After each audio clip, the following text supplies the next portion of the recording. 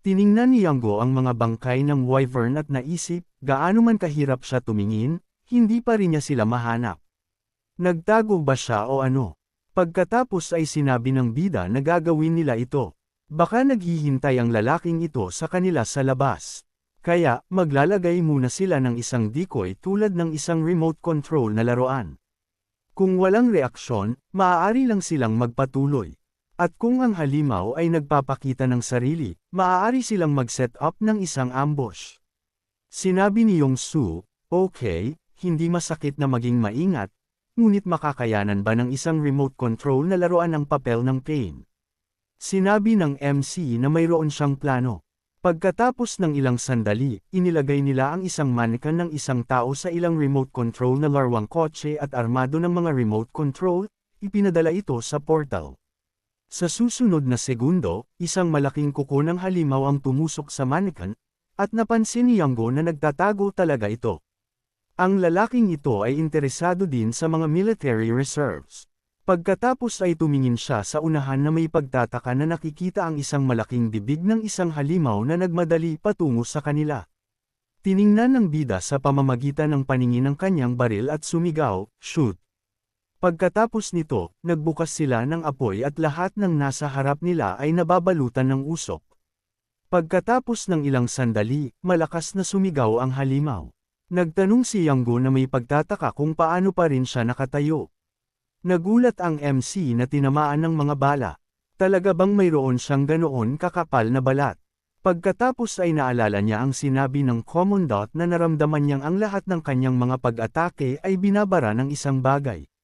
Naisip niya na naintindihan niya ang ibig niyang sabihin. Tama iyon. Walang pinsala, hindi dahil mayroon siyang makapal na balat, kundi dahil may isang bagay na nagbablock sa mga pag-atake. Pagkatapos nito, isang granada ang lumipad sa mga paa ng wyvern. Sinabi ng bida, okay, makikita nila kung sino ang mananalo. Mas malakas ba siya sa depensa, o mas malakas ba ang kanilang mga pag-atake? Nga pala, mayroon silang walang katapusang supply dito. Pagkatapos nito, maraming malakas na pagsabog ang narinig, at si Yang-soo ay naghagis din ng isang granada, sumisigaw na kainin niya ito. Ang mga pagsabog ay nagpatuloy at pagkatapos ng ilang sandali, si Yango, na nakasandal sa kanyang mga tuhod, ay huminga ng malakas at sinabing hindi niya alam na ganoon kahirap ang maghagis ng mga granada. Hinawakan ng bida ang kanyang balikat at kinumpirma ito, sinasabing ang kanyang balikat ay malapit ng matanggal. Sa susunod na segundo, isang malaking mukha ng halimaw ang lumitaw mismo sa harap nila, at inilipat nito ang kanyang paa. Naisip ng bida na nagpadala sila ng isang buong arsenal ng mga pampasabog sa kanya, at nakakuha lang siya ng isang maliit na gasgas sa balat. Anong klaseng nilalang ito? Pagkatapos ay nawala ang halimaw sa usok, at nagtanong si Yong-soo, umalis ba ito? Sumagot ang MC na hindi sigurado. Oo, mukhang umalis ito, ngunit hindi ito malamang dahil sa kanilang mga pag-atake. Sa anumang kaso, umatras ang halimaw, kaya oras na para umalis din sila dito. Kaya ba niyang magmaneho sa gabi? Sumagot siya, syempre. Pagkatapos ng ilang sandali, umalis sila, at si Yango na nagmamaneho ng kotse ay sinabing nasa. Shock pa rin siya mula sa malaking wyvern na ito. Sumagot ang bida na sumasang-ayon siya sa kanya. Naisip niya na kailangan nilang sumabog ng 12-dosenang mga granada upang masugatan ito. Bagaman, hindi mo sila matatawag na mga sugat. Paano kung makatagpo sila ng mas malakas na nilalang? Anong sandata ang dapat nilang gamitin laban sa mga halimaw na tulad nito? Siyempre, ang isang granada ay naglalaman ng pulbera, ngunit dahil sila ay dinisenyo upang sirain ng epektibo, ito ay isang sandata na mas mapanganib sa mga tuntunin ng fragmentation kaysa sa mga tuntunin ng puwersa ng pagsabog. Ngunit ang iba pang mga pampasabog, ang resulta nito ay maaaring hindi mahuhulaan. Kung gagamit ka ng isang rocket, ang pagsabog ay magiging malaki, ngunit ang mga inosenteng tao ay maaaring magdusa. Ano ang dapat gawin kung gayon? Pagkatapos ay sinandal niya ang kanyang pisngi sa kanyang kamay at naisip.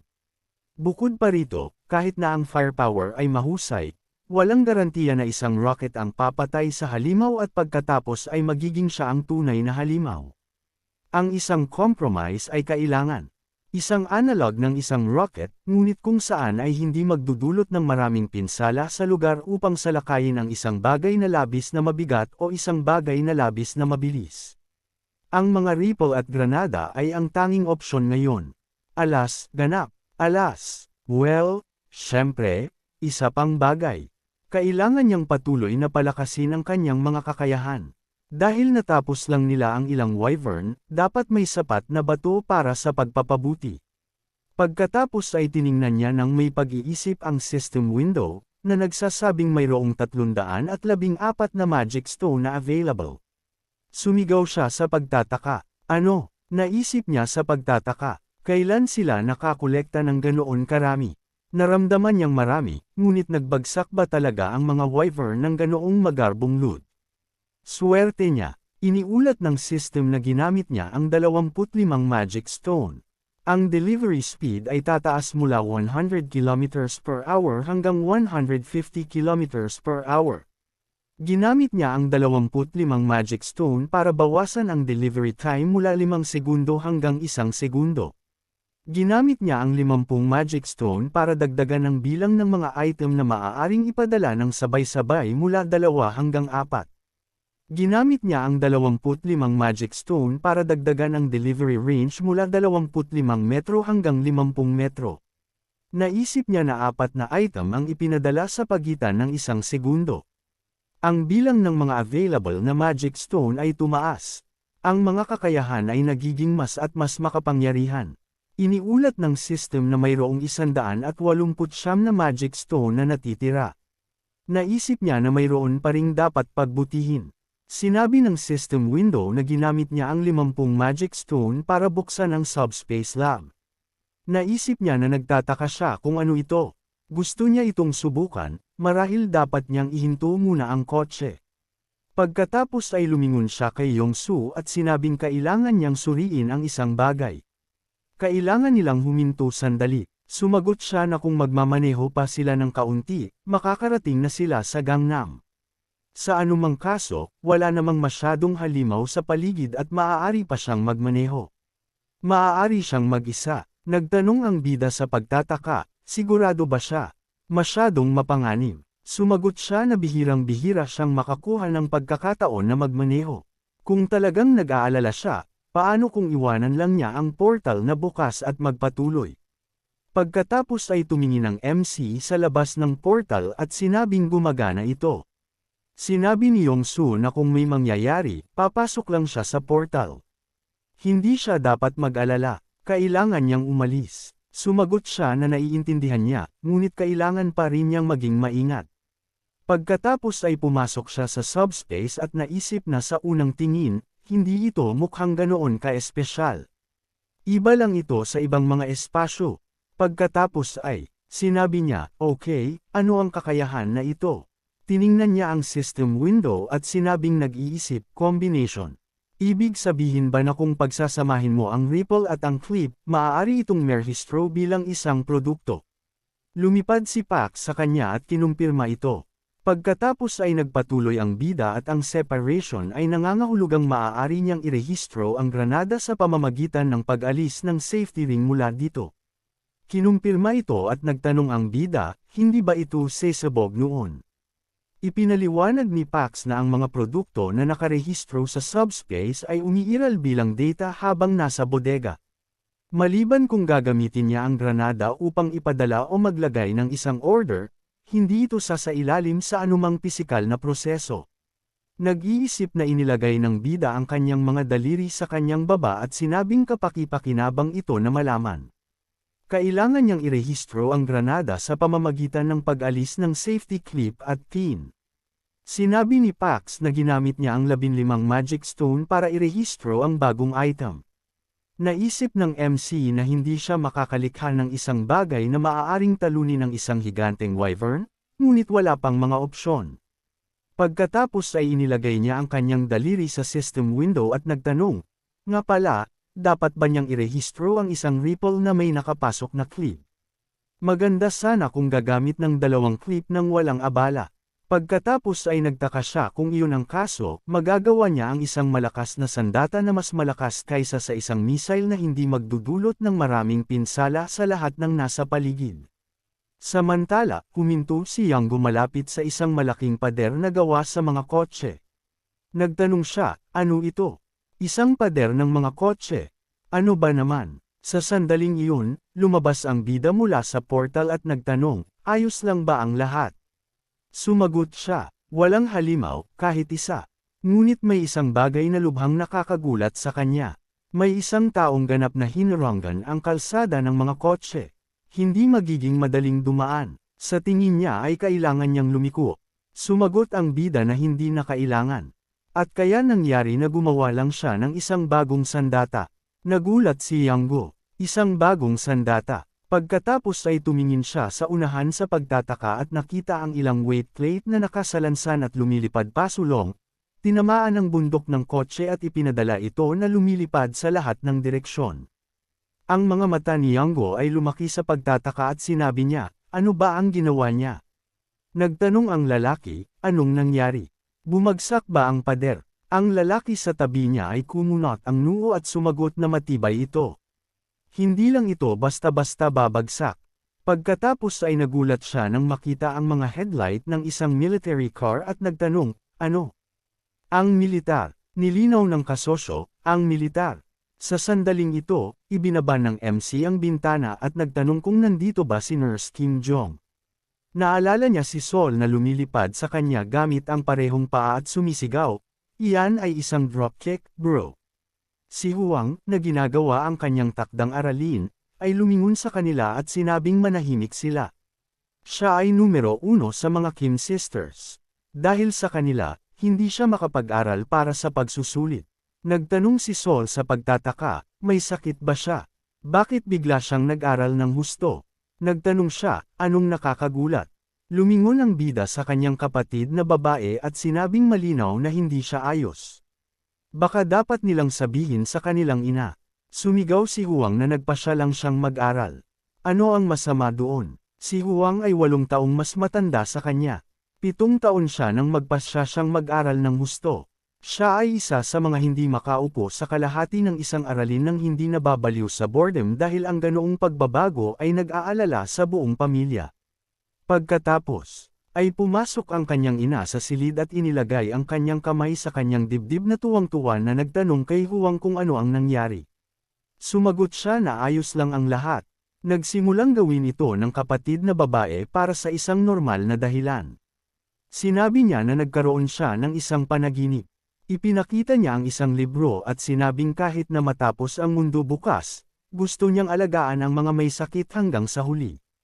Tumingin si Sol sa kanyang ina, itinuro ang kanyang daliri sa kanyang kapatid na babae at sumigaw na sa kanyang opinyon, hindi siya may sakit. Siya ay baliw lang, baka dapat siyang tumawag sa mga paramedic. Ngunit, ang kanyang kagustuhan ay naging higit pa sa isang pangarap ng isang bata ng isang middle school student. At ang kanyang mga grado ay nagiging mas at mas mahusay sa high school. Pagkatapos ng ilang sandali, sumigaw ang kanyang ama na pumasok siya sa medical school. Ang MC at ang kanyang kapatid na babae ay labis na nagulat. At ang resulta ng matinding trabaho ay matagumpay na pagpasa sa medical exam. Samantala, tinakpan ni Huang ang kanyang bibig na may luha sa kanyang mata at sinabing, paano ka nakarating dito? Hindi ka ba nasugatan? Ang bida na bumabagsak din sa luha ay sinabing, salamat sa Diyos. Si Yongsu na tumitingin sa kanila ay sinabing kamangha-mangha ito. Yinakap ng MC ang kanyang kapatid na babae at sinabing natutuwa siyang buhay siya. Pinunasan ang isang luha, idinagdag niya, nga pala, dapat silang magbati ng maayos. Ang taong ito ay tumulong sa kanya ng husto. Nakadating lang siya dito salamat sa kanya. Yumuko si Yanggo at ipinakilala ang sarili. Ginawa din ni Huang ang pareho at pagkatapos ay salamat sa kanya sa pagtulong sa kanyang kapatid na lalaki. Pagkatapos ay inabot niya sa bulsa ng kanyang robe at sinabing dapat silang maghintay ng 1 minuto. Gusto niyang magbigay ng treat sa kanila. Mayroon siyang isang chocolate bar dito. Inilagay ng bida ang kanyang kamay sa harap niya at sinabing itago na lang niya ito. Nakakain na sila ng maraming chocolate bar. May isang bagay na mas mahalaga. Isang pasyente. Tinamaan ni Huang ang kanyang dibdib at sumigaw, saan? Kailangan niyang dalhin siya dito kaagad. Sumagot siya na ang taong ito ay wala dito. Siya ay nasa isang espasyo na maaari lamang pasukan gamit ang kanyang kapangyarihan. Nagulat siya. Kapangyarihan. Wow! Nagising siya. Kinumpirma niya ito. Upang makapasok sila sa espasyo, kailangan niyang buksan ang pasukan. Magiging kakaiba kung may makakita ng outsider. Tumingin siya sa likod at sinabing imposible na lumibot dito ng palihim ngayon. Nagtanong ang bida, wala bang private room? Pagkatapos ng ilang sandali, naglakad sila sa loob ng gusali at nakarating sa restroom, pagkatapos ay pumasok sa loob. Sinabi ni Joyong sa pagtataka, oh my God, anong nangyayari? Ang gusali ba na ito ay bahagi din ng kanyang kapangyarihan? Ang bida na naglalakad pasulong ay nagpaliwanag na sasabihin niya ang lahat, ngunit mamaya. Okay, ngayon kailangan nilang umalis. Pagkatapos ng ilang sandali, lumapit sila sa pasyente at kinuha ng nurse ang kanyang kamay. Nagtanong ang MC kung ano ang sasabihin niya. Nagtanong siya kung gaano katagal ang taong ito sa estado na ito. Sumagot siya na hindi niya alam. Nakita niya siya ng ganito sa daan papunta sa kanya. Mukhang pinahirapan siya o baka ginawa nila ang isang bagay na mas masama. Mga hayop, biglang sinabi ni Huang na baka hindi mabuhay ang lalaking ito. Nagulat ang bida na nagtanong, ganoon ba kasama? Idinagdag niya, maaari, ngunit nakikita niya na mayroon din siyang kapangyarihan. Ang healing energy ay lumabas mula sa kanyang kamay. Ipinaliwanag niya na siya ngayon ay isang tunay na healer. Ang lakas ay nasa mababang antas pa rin, kaya ang paggamot ay magtatagal at magiging mahirap na ganap na pagalingin ang sugat, ngunit hindi siya mamamatay. Iyan lang muna sa ngayon. Ito ay first aid lamang, ngunit siya ay malubhang pagod. Ang malnutrition ay mas mapanganib kaysa sa sugat ngayon. Sa tamang nutrisyon, gagaling siya ng mas mabilis. At pagkatapos ay nagtanong ang bida sa kanyang kapatid na babae, kahit na dumating ang katapusan ng mundo, aalagaan pa rin niya ang mga may sakit, di ba? Nagtanong siya ng may pag-insulto, bakit niya biglang naalala? Sumagot siya na naaalala niya ang bawat salita, ate, kahit na dumating ang katapusan ng mundo bukas, gusto niyang alagaan ang mga may sakit hanggang sa huli. Nag-insulto siyang sumigaw, hey, dapat ay sinanay niya siya noong maliit pa siya, tulad ng ginawa niya kay Saul. Okay, magpatuloy tayo. Ipinangako niyang sasabihin sa kanya ang tungkol sa kanyang mga kapangyarihan at kung saan siya naroon. Nag-iisip na sumagot siya na mahabang kwento ito, ngunit pinutol siya ni Yanggo at sinabing naghurno ang kanyang asawa ng tinapay. Iminungkahi niya na pag-usapan nila ito sa ibabaw ng pagkain.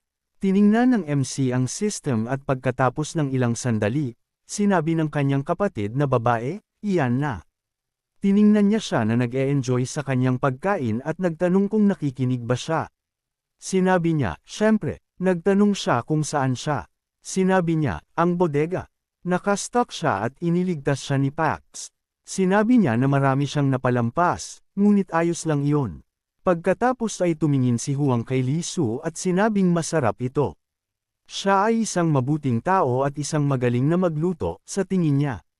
Sinabi niya na natutuwa siyang nagustuhan nila ito. Sayang lang na walang kanin. Kung hindi sila busog, may mas maraming tinapay sa fridge. Maaari silang kumuha at huwag mag-atubili. Pagkatapos ay ibinaling niya ang kanyang atensyon sa bida at sinabing inihanda niya ang restroom sa first floor. Mayroon ng mga kama at iba pang mga bagay doon ngayon dahil wala silang sinuman dito. Baka maaari silang manatili doon. Nagulat siya, wow! Inayos na niya ang lahat dito. Nagpasalamat siya sa kanya. Lumingon siya at sinabing gusto lang niyang tumulong. May tinapay sa oven kaya pupunta siya. Pagkatapos ay nagpasalamat muli ang bida sa kanya. Tiningnan siya ni Jian at nagtanong kung paano sila napunta dito. Sumagot siya na hindi siya nakikinig sa kanya. Ayaw niyang sabihin ang lahat muli. Inilagay niya ang kanyang mga braso at idinagdag na tapusin na. Ipapakilala niya ang kanyang pamilya sa espasyo na ito. Nandito na siya ngayon, kaya pupunta siya sa Yuljiro mula ngayon. Ang isa pang Kim sister ay naroon. Pagkatapos ay humingi siya ng paumanhin at sinabing mananatili siya dito. Tiningnan ng bida siya sa pagtataka at nagtanong kung bakit. Marami siyang pasyente. Sumagot siya na totoo iyon. Mayroong higit sa 3,000 katao sa ospital at mayroong mga pasyente na nangangailangan ng patuloy na pagmamasid o gamot. At pagkatapos ay tumingin siya sa kanya at idinagdag, ngunit hindi iyon ang problema. Ang ibang mga nurse ay maaaring alagaan ang mga may sakit. Ang problema ay isang bagay na iba. Samantala, nagtanong si Jin Song-hak, dalawa ba sila? Kinumpirma ito ng kanyang nasasakupan at idinagdag. Sinabi ng mga security guys na may malakas na ingay. Ang isang pader mula sa isang kotse ay bumagsak at pagkatapos ay pumasok ang isang military vehicle. Nagtanong siya, Special Forces. Sumagot siya na hindi nila alam, ngunit ang isa sa kanila ay tila ang nakababatang kapatid ni Nurse Huang. Nagulat siya, talaga, kung gayon hindi sila magiging masyadong hostile sa kanila, sana. Hindi na kailangang mag-alala. Naisip niya na dumating sila upang kumain at magpalipas ng gabi at mayroon silang lahat dito. Maaari nilang kontrolin ang pagkain o maaari nilang gamitin si Huang. At gaano man kalakas ang mga nagising, mas malakas ba sila kaysa sa kanya? Sumagot si Son Hingo na hindi. Sinabi niya na mabuti ito sa unang lugar. Dapat ay binati niya sila ng mainit at nagkunwaring mabait. Nakuha ba niya ito? Tumango siya. At pagkatapos ay nagtanong si Song, inayos ba niya ang sirang pader? Kinumpirma niya ito at idinagdag na ginawa niya itong mas mataas. Samantala, nagtanong ang pangunahing karakter, poisoning. Idinagdag ng kanyang kapatid na babae, o withdrawal symptoms. Walang ibang paliwanag para sa mga taong nagbabago ng magdamag. Sinabi niya, sandali lang. Si Son Hak, ang pinuno ng Infectious Diseases Department, ay gumagamit ng kanyang posisyon para lasunin ang mga tao at kontrolin sila. Sumagot si Joyong na siya ay ganap na tama. Maaari mong sabihin na ang lahat ng mga nagising ay namatay maliban sa kanya. Silang lahat ay karaniwang mga drug addicts na nagbabantay ng kanilang pagkain at magic stone. Sinabi ng MC sa kanya na nguyain at pagkatapos ay magsalita. Idinagdag niya na hindi niya alam kung bakit hindi nalulong si Nana at ang iba pang mga nurse, ngunit ninakaw niya ang mga magic stone ng paunti-unti upang palakasin ang kanyang mga kakayahan. Kung itinaas niya ang kanyang antas ng kaunti pa, baka magagawa niyang gamutin ang mga tao mula sa kanilang mga addiction. Kaya, pupunta siya sa paghahanap ng kanilang pamilya at susubukan niyang mabuhay dito. Sumagot ang bida ng negatibo at sinabi niya ng may pag-insulto, hindi ba niya narinig? Mapanganib, siya ay nag-insulto, at narinig ba siya? Ang sandata na hawak ng manager sa kanyang mga kamay ay pagkain. Kung gayon, simple lang ang lahat. Malalaman niya ang bahaging ito ng mabilis hanggat maaari. Kaya sa panahong ito, dapat siyang tingnan ng mas malapit ang kanyang mga kakayahan. Walang punto sa pag-aaksaya ng oras. Kailangan niyang umalis ngayon. Nagulat siya, isa pang teenage rebellion. Pagkatapos ay ang kanyang mga mata ay bumukas sa pagtataka ng kinuha ng bida ang isang malaking halaga ng mga probisyon mula sa portal. Samantala, si Sunhawk, na nakaupo sa mesa, ay tumingin sa malayo at sinabing nagtataka siya kung ano ang tungkol sa urgent report, at lumabas na ito ay tungkol sa nakababatang kapatid ni Nurse Huang na nagdadala ng pagkain. Sumagot ang kanyang nasasakupan na medyo marami at sinabi niya na sa tingin niya ay hindi na kailangang mag-alala. Gaano karaming pagkain sa tingin niya ang maaaring dalhin ng 2 tao na isinasaalang-alang na sila ay nasa isang simpleng military vehicle. Sa lalong madaling panahon, kukunin ng mga tao ang lahat mula sa kanila at kapag naubos ang mga supply, ang tanging magagawa nila ay hilingin sa kanila na magbahagi. Dapat ay itinago nila ang pagkain sa halip na ibahagi sa lahat. Idinagdag ng nasasakupan nga pala tungkol doon. Pinutol siya ni Sunhak at sinabing ginagawang mas madali nito ang kanilang trabaho kaysa sa naisip nila. Hindi na nga nila kailangang gawin ang anuman. Sinabi ng nasasakupan na mayroon silang mas marami sa lahat kaysa sa mayroon sila sa stock. Si Sunhawk, nalito, ay nagtanong, ano? Paano iyon nangyari? Sumagot siya na hindi rin niya maintindihan. Naisip ng pinuno ng Infectious Diseases Department, sa kasalukuyan, Ang pagkain sa ospital ay dinadala ng mga scouts mula sa labas. Sapat na ito para punan ng isang buong truck. Dumating sila sa isang military vehicle. Paano sila magkakaroon ng mas maraming pagkain kaysa sa kanila? Kakayahan. Ito ba ay ang kakayahan na magparami ng isang bagay? O baka ang lalaking iyon ay maaaring magpaliit ng mga bagay at pagkatapos ay ibalik ito sa normal na laki? Anuman iyon, siya ay isang tiyak na tao na may mga kakayahan. Kailangan nilang makuha siya sa kanilang panig. Pagkatapos ay kinuha niya ang bote at sinabi, sa kanila na ibigay ang gamot na ito kay Hyanggo at sabihin sa kanya na painumin ang nakababatang kapatid ni Juyong. At kung hindi iyon gumana, dapat lang nila siyang patayin. Tinanggap niya ang order, at pagkatapos ay idinagdag niya, may isa pang tao kasama niya, di ba? Samantala, iniiwan ng bida ang pagkain malapit sa mga may sakit at naisip na hindi malamang na ito ang kailangan niya. Nagkataon ba siyang dumaan sa kanya sa daan dito? Sinabi niya na magagawa niyang makilala siya sa isang sulyap, ngunit may isang bagay na hindi nagtutugma. Magiging mas madaling hanapin siya ng mabilis. Naalala niya ang pagtatanong ni Jiang. Kaya, ang kanyang plano ay neutralize ang sandata na hawak ni Son Hak sa kanyang mga kamay. Kinumpirma niya ito. Maaari lang nilang ibuhos ang kanyang pagkain upang supulan ang adik na may kakayahan. Si Son Hak mismo ay hindi isang banta. Alam niya kung ano ang mga espesyal na kakayahan ng mga Nalasan. Sumagot siya na ang ilan ay maaaring magbukas ng mga garapon at may mga kakayahan na naglalaba para sa kanila. Nagulat siya. Nagbibiro ba siya? Sumagot siya na hindi ganoon. Wala masyadong tao sa mundo na ang mga kakayahan ay isang banta. Nagtanong siya kung ano ang mas madali. Idinagdag niya maliban sa isang tao. Tinukoy niya ang isang tao. Idinagdag niya na ang pangalan ay Hyanggo. Pagkatapos bumagsak ang mundo sa gulo, ang taong ito ay dumating sa isang mahabang daan mula sa Yuljiro dahil nag-aalala siya sa kanyang ina na naospito. Nagtanong siya kung anong uri ng kapangyarihan ang mayroon siya.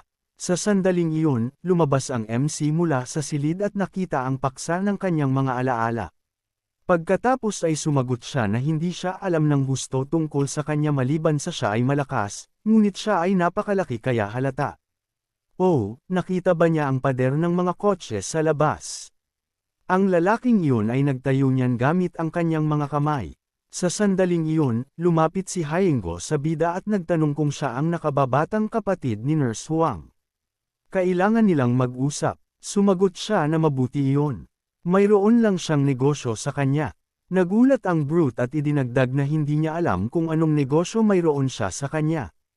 Pagkatapos ay lumabas sila. Sinabi niya na hindi na iyon mahalaga. Mayroon lang siyang dalawang opsyon. Nilinaw ng bida ang mga opsyon. Iniabot niya sa kanya ang isang bote ng mga pills at sinabing ang isa sa kanila ay uminom ng gamot na ito doon o tumanggi at mamatay. Hindi siya dapat mag-isip tungkol sa pagtakas. Sinabi ng bida na nagtaka siya kung bakit niya dinala siya sa isang madilim na lugar. Hindi siya nagplano na lumaban o tumakbo. Sa kanyang pangangatawan, nahuli na sana niya siya kaagad. Kaya, pipiliin niya ang ikatlong opsyon. Nagulat si Hyanggo. Ano? Sumagot siya, ang ikatlong opsyon ay trap him. Sa susunod na segundo, ang malaking lalaki ay tumulak mula sa lupa at itinuro ang kanyang kamay ng direkta sa bida, ngunit isang barrier ang lumitaw sa kanyang landas. Tiningnan niya ito sa pagtataka, at sa susunod na segundo, isang bowling ball ang pinaputok sa kanyang dibdib. Nagtanong ang bida, masyado bang mabilis ang 100 kilometers per hour? Humingi siya ng paumanhin at idinagdag na kailangan niya siyang talunin muli. At pagkatapos ay ang bowling ball ay pinaputok sa binti ni Hyanggo, ngunit tumayo siya at tumingin sa unahan at sinabing ito ay isang kakayahan pa rin. Pagkatapos ay isang malaking salansan ng weight plates ang nahulog sa harap niya at sinabi ng MC na baka mahirap para sa kanya na gumalaw, kaya hindi siya dapat sumubok. Binagalan na niya ang bagay, ngunit kahit na tinamaan niya ito ng ganoon, sisirain ito ang lahat ng kanyang mga buto dahil sa timbang nito. At pagkatapos ay ilang weight plate pa ang nahulog sa ibabaw ng salansan ng weight plate. Inilipat ng malaking lalaki ang kanyang kamay at pagkatapos ay hinawakan ang tore sa harap niya. Sinabi ng bida, talaga. At pagkatapos ay itinaas ng malaking lalaki ito at pagkatapos ay nahulog ito mula sa kanyang mga kamay. Pagkatapos ay nagpasalamat ang bida sa kanya sa pakikinig sa kanya at hindi paggalaw. Nagawa niyang ilagay ang mga ito ng malapit sa bawat isa hanggat maaari. Ito ay maaaring medyo nakakainis, ngunit pakakawalan niya siya kapag malinaw na ang lahat. Kailangan niyang maghintay ng kaunti pa. Sa susunod na segundo, ang mga tore ng weight plate ay pumalibot kay Hango, trapong siya sa gitna. Pagkatapos nito, bumalik ang bida sa gusali at lumingon at sinabing nag-aalala siya na baka malubhang masaktan siya, ngunit mukhang malakas siya. Sa sandaling iyon, tumakbo si Jong sa kanya at nagtanong, ano ang malakas na tunog na iyon? Nakilala ba niya si Hanggu? Sumagot siya na ganoon. Katatapos lang niya bumalik mula sa pagpupulong sa kanya. Nagulat siya. Ano? Kinumpirma niya ito at itinuro ang kanyang daliri pabalik, sinasabing nandyan siya. Sinandal niya ang salamin, tiningnan ang malaking tore ng mga metal plate, at lumingon na nagtanong sa pagtataka. Ano? Paano ito nangyari? Sumagot siya na siya ay nakakulong doon dahil mahabang kwento. Kumusta ang pagkain? Sumagot siya na ipinamahagi na niya ito. Sinabi niya na mabuti iyon. Pagkatapos ay kailangan nilang maghintay para kay Yang Su. Iyan na, tiningnan siya ni Huang at sinabing, magaling. Bago pa matapos magsalita, tinawag niya siya sa pagtataka. Siya na may hawak na ulo ay lumabas mula sa portal patungo sa kanila at sinabing masakit ang kanyang ulo. Ito ba ay isang symptom of poisoning? Kinumpirma ito ng nurse at pagkatapos ay tumatakbo pasulong na nagtanong kung ano ang nangyari. Sumagot siya na wala siyang ideya. Ibinahagi lang niya ang pagkain at nakinig sa ilang salita ng pasasalamat. Napansin ni Zhuang ang sugat sa kanyang daliri at naisip, hindi ba ito nangyari noon? Pagkatapos ay kinuha niya ang kanyang kamay at sinabing may mababaw na sugat sa daliri na iyon. Mukhang may naneksak sa kanya at nilason siya. Naisip niya na ang taong iyon ay hindi sinasadyang bumangga sa kanya o isang bagay. Sino ba naman? Pagkatapos ay kinuha ng bida ang braso ng kanyang kaibigan at dinala siya sa portal, sinasabing pupunta muna sila sa subspace para makapagpahinga siya. Ayaw niyang sabihin ito, ngunit mukhang kailangan siyang ikulong sandali. Sumagot siya na sasang-ayon siya, at naisip ng MC na mabuti iyon. Hindi niya alam kung paano gumagana ang lason, ngunit kung susuko si Yango sa mga bagay na ito, magiging komplikado ang mga bagay. Kailangan niyang makilala si Sun ng mabilis at alamin kung paano gamutin si Yongsu. Pagkatapos ay sinabi niya na ipapadala niya siya sa restroom. Ilulok niya ang mga bintana at pinto kung sakaling may mangyari. Iniulat ng system na anumang hindi nakilalang enerhiya na sinusubukang tumagos mula sa labas ay blocked. Ang subspace ay isang independent area ng user at sa makatuwid ang energy communication sa labas ng mundo ay imposible. Tumingin si Yango sa unahan sa pagtataka at nagtanong, ano ang enerhiya na ito mula sa labas? Mukhang hindi na masakit ang kanyang ulo. Nagulat ang bida, ano? Pagkatapos ay tiningnan niya ang system window. Sa sandaling ito, tensely na nagtanong si Hango, sino ang darating?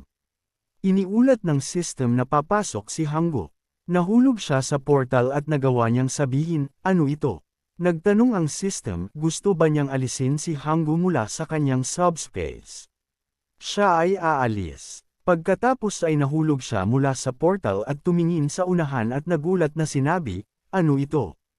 Paano ito posible? Naisip ng bida na ang subspace ay invulnerable sa mga pag-atake mula sa labas, ngunit hinaharang nito hindi lamang ang mga pisikal na pag-atake, kundi pati na rin ang mga mental.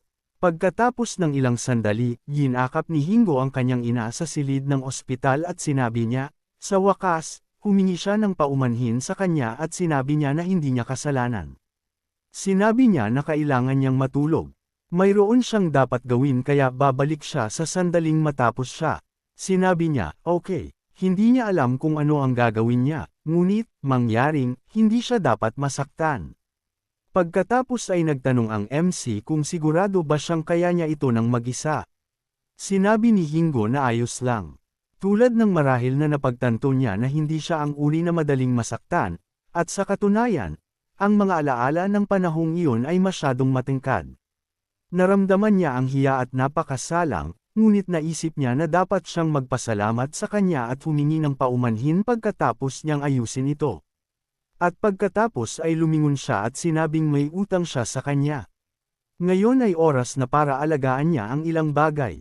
Pinanood siya ni Huang na umalis at nagtanong kung ayos lang. Sinabi ng bida na sa tingin niya ay ganon. Oras na para magtrabaho sila mismo. Nga pala, medyo matigas si Hanggo.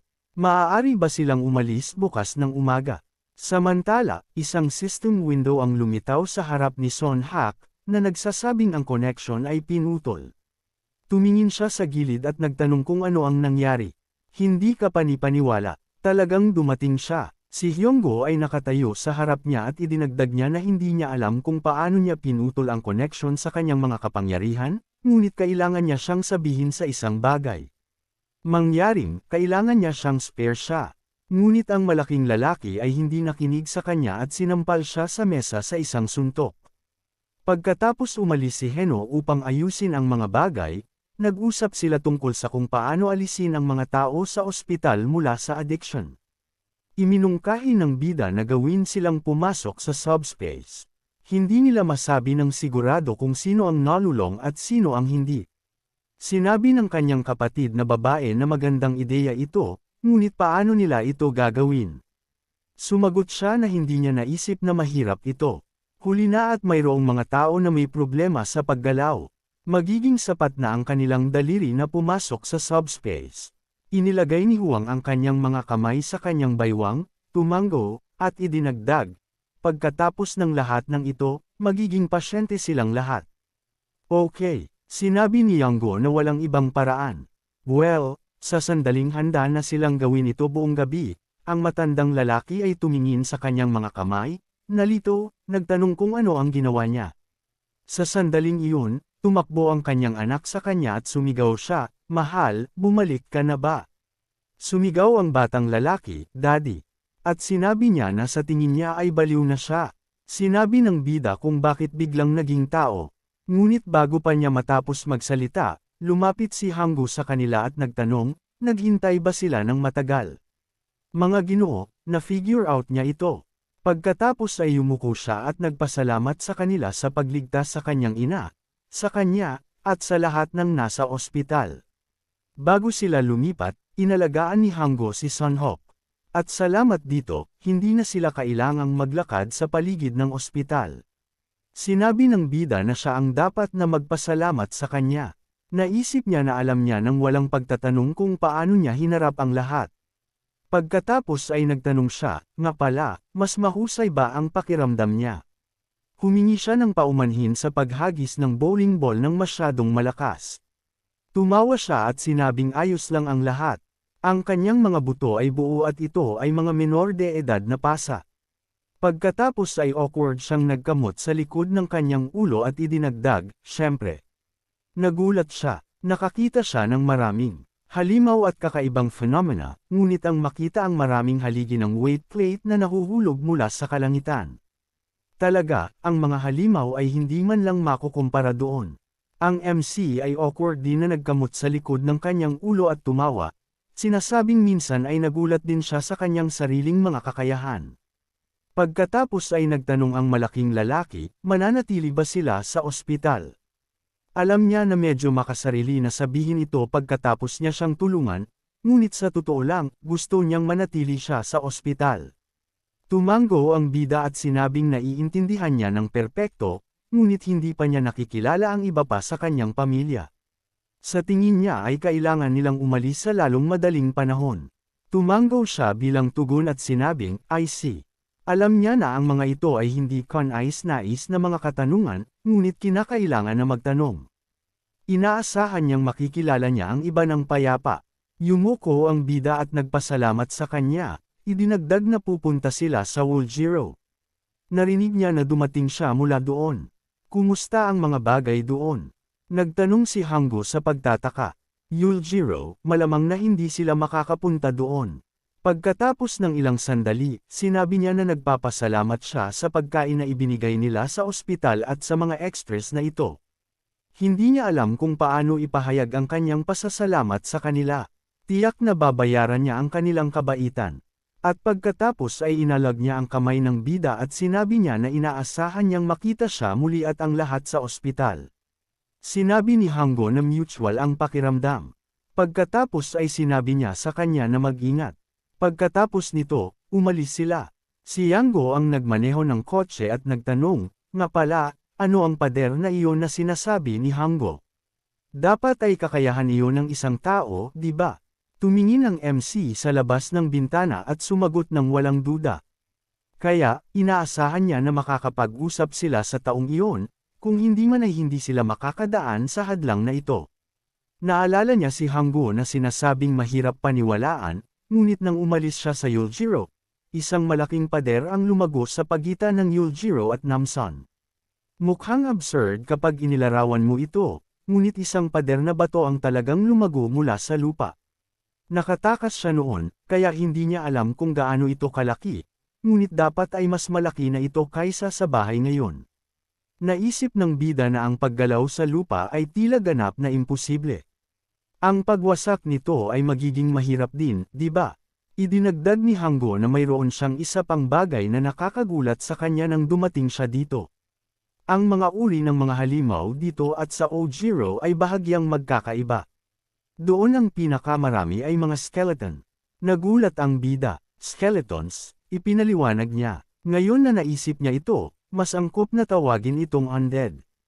Hindi lang sila nabubuhay, kundi ang kanilang mga bangkay ay gumagala rin. Ang bida ay natatakot na naisip. Mga halimaw na hindi namamatay at isang malaking pader. Tila ang Yuljiro ay naging isang restless area sa maraming paraan. Bakit kaya? Hindi siya nag-aalala tungkol sa pangalawang kapatid na babae sa Yuljiro. Sa kabaligtaran, nararamdaman niya na magagawa niyang talunin ang mga halimaw kahit na walang anumang kakayahan. Pagkatapos ay tiningnan niya ang system window na lumitaw na nagsasabing, "An incoming call from Juong from the subspace." Tiningnan niya ang portal na lumitaw at nagtanong, ano? Siya ay nag-insulto. Ganyan ba siya sa kanyang ate? Nagising ang sundalo na iniligtas niya. Pagkatapos ng ilang sandali, yumuko si Kango at sinabing narinig niya na iniligtas nila siya. Maraming salamat. Pagkatapos ay ipinakilala niya ang sarili at idinagdag na siya ay isang lieutenant colonel at pinamunuan ng 50th Information Corps of the Ministry of Defense. Pagkatapos ay, ipinakilala din ng bida ang sarili at sinabing natutuwa siyang nagising siya. Mas mahusay ba siya? Kinumpirma niya ito. Nabuhay siya salamat sa kanilang paggamot. Pagkatapos ay tumingin siya sa gilid at nagtanong, nga pala, alam ba nila kung nasaan sila? Ang Rock Armed Forces Command ay nasa labas, ngunit walang mga publikasyon sa paligid ng Rock Armed Forces Command. Sinabi ng bida, oo, ito ang PAX FC Logistics Center Staff Restroom. Ito ay isang subspace na nilikha niya sa kanyang sariling kapangyarihan. Ang labas ay kasalukuyang Gangnam. Papunta sila sa Hanem Bridge. Nagulat si Kango. Ano? Ang Logistics Center Subspace. Ang labas ay Gangnam, ngunit ang tulay ay Hanam. Sinabi ni Huang, sa madaling salita, ang espasyo na ito ay nilikha salamat sa kakayahan ng binatilyong ito. Itinuro niya ang kanyang hinlalaki sa kanyang kapatid na lalaki at idinagdag na sila ay nasa Gangnam na ngayon. Sinabi niya, "Oh, Gangnam, I see."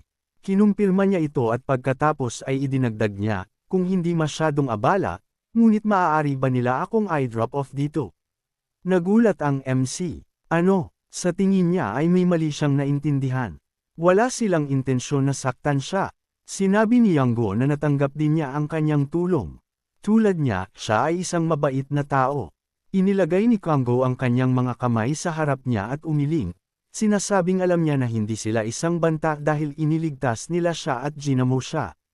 Hindi siya nagtitiwala sa kanila o isang bagay na tulad niyan. Hindi niya masabi sa kanila ang eksaktong dahilan, ngunit kailangan niyang makipag-ugnayan sa Joint Chiefs of Staff sa lalong madaling panahon. Sinabi ng bida na mayroong isang malubhang problema. Kung ganoon, ayos lang, Pax. Kailangan niyang magdala ng banana milk at isang sandwich. Pagkatapos ng ilang sandali, lumapit si Pax sa kanila na may hawak na mga kinakailangang item at sinabing, ang masarap na morning bread na hinurno na may mantikilya ay nagkakahalaga ng 29,001. Ang banana milk ng Balgray ay nagkakahalaga ng 8,001. Kinuha ito ng bida sa kanyang mga kamay at sinabing maaari niya siyang i-drop off, ngunit hindi niya siya hahayaang magutom. Pagkatapos ay iniabot niya ito sa militar na lalaki at sinabing kung kinain niya ang lahat at sinabi sa kanya kung ano ang nangyari, maaari na siyang umalis. Kinunot ang noo ni Congo at sinabing mahirap pag-usapan.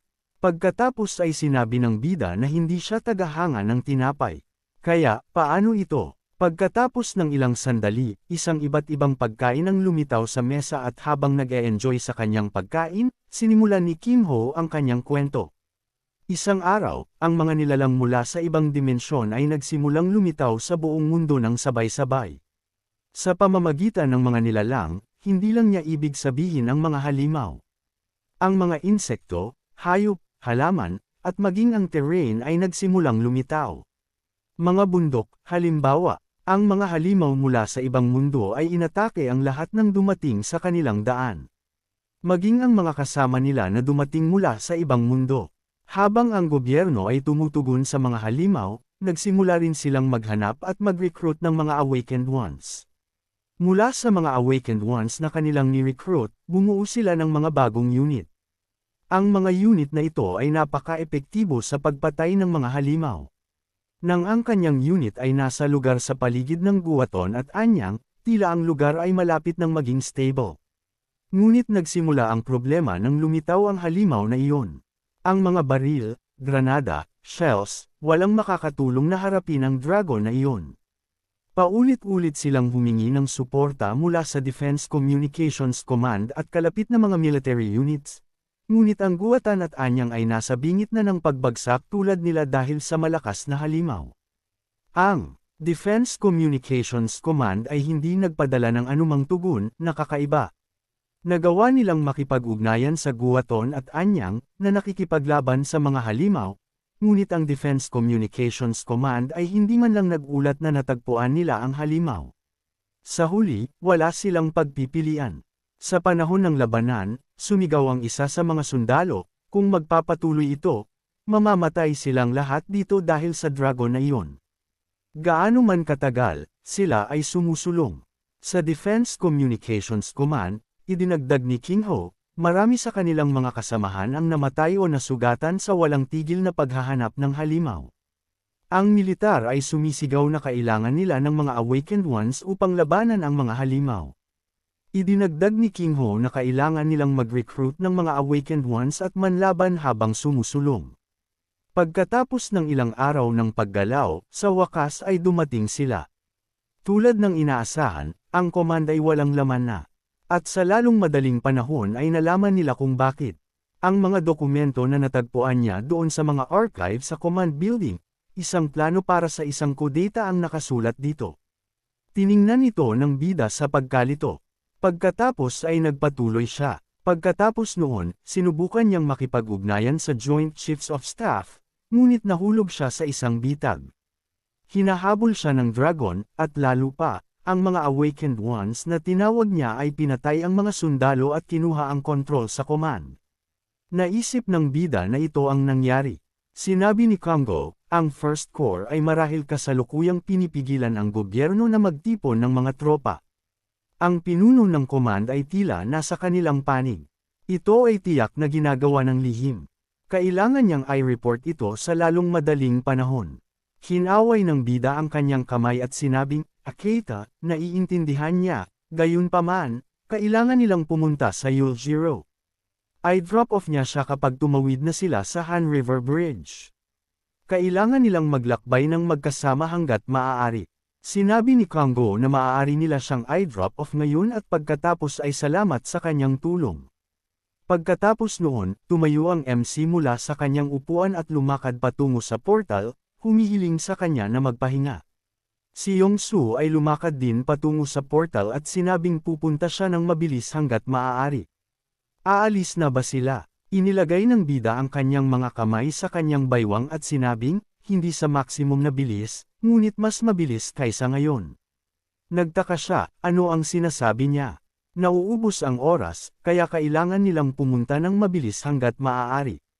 Ngumunguya si Kongo sa kanyang pagkain at naisip kung iniligtas niya siya, dapat ay nakatagpo siya ng isang dragon.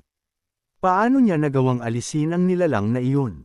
Hindi niya masabi kung anong mga kakayahan ang mayroon siya sa pamamagitan lamang ng pagtingin sa kanya. Pagkatapos ay lumaki ang kanyang mga mata sa pagtataka nang makita niya ang isang halimaw sa portal.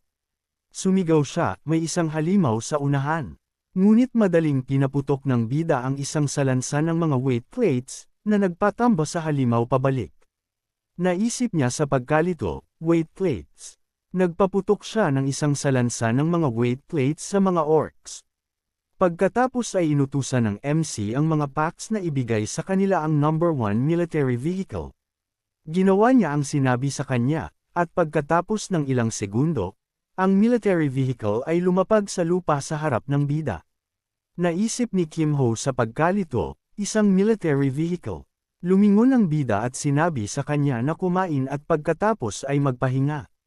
Pagpasok sa loob ng sasakyan, sinabi niya na malapit na sila. Iiwan niya ang portal na bukas upang makita niya kung ano ang nangyayari sa labas. Sumang-ayon siya sa kanya, pagkatapos ay naisip sa pagkalito, naglunsad ng isang salansan ng mga weight plates at kahit na tumawag ng isang military vehicle. Anong uri ng kapangyarihan ito? O naghahalusinate ba siya? Pagkatapos ng ilang sandali, isang halimaw ang lumitaw sa harap nila muli, at inatake ito ng MC muli, inihagis ito pasulong, naglalabas ng isa pang salansan. Inatake niya ang ilang mga halimaw ng sabay-sabay.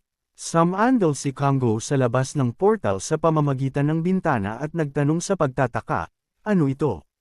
Naisip niya na naisip niya ang lahat ng ito, ngunit hindi, ito ay totoo. Nagpaputok siya ng mabibigat na bagay sa mataas na bilis, tinatamaan ang mga halimaw at maaaring magpaputok ng hanggang 4 na beses bawat segundo at sa anumang direksyon. Bukod pa rito, madali niyang ibinabalik ang bilang ng mga weight plates at kahit na kumukuha ng mga magic stone mula sa mga napatay na halimaw. Sa katunayan, hindi ka pani-paniwalang kapangyarihan. Pagkatapos ay sinabi ni Yanggo, hindi magiging posible na magmaneho mula sa Panho Bridge hanggang sa Chamsu Bridge. Nilapitan nila ang gumuho na bahagi ng tulay. Ang bida ay awkward na nagkamot sa likod ng kanyang ulo at lumingon, sinasabing sinabi niya na makakarating sila doon ng mabilis. Bagaman magtatagal ng kaunti, makakahanap sila ng isa pang paraan doon. Inilabas ng sundalo ang kanyang kamay sa harap niya at sinabing 1 oras pa lang, kaya hindi sila huli para sa anumang bagay.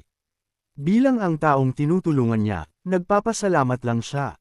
Well, babalik siya sa subspace. Sinabi ng bida, okay, at pagkatapos ay magpapatuloy sila sa kanilang daan. Tiningnan ng sundalo ang paghawak ni Yong-su sa gearbox at naisip, 1 oras. Ang oras na kinuha upang makarating mula sa Gangnam hanggang sa Panho Bridge.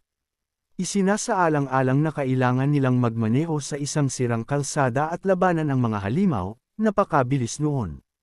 Marahil ang mga kakayahan ni King Ho ay naglaro ng isang papel sa paggawa ng kamangha-manghang oras na ito na posible.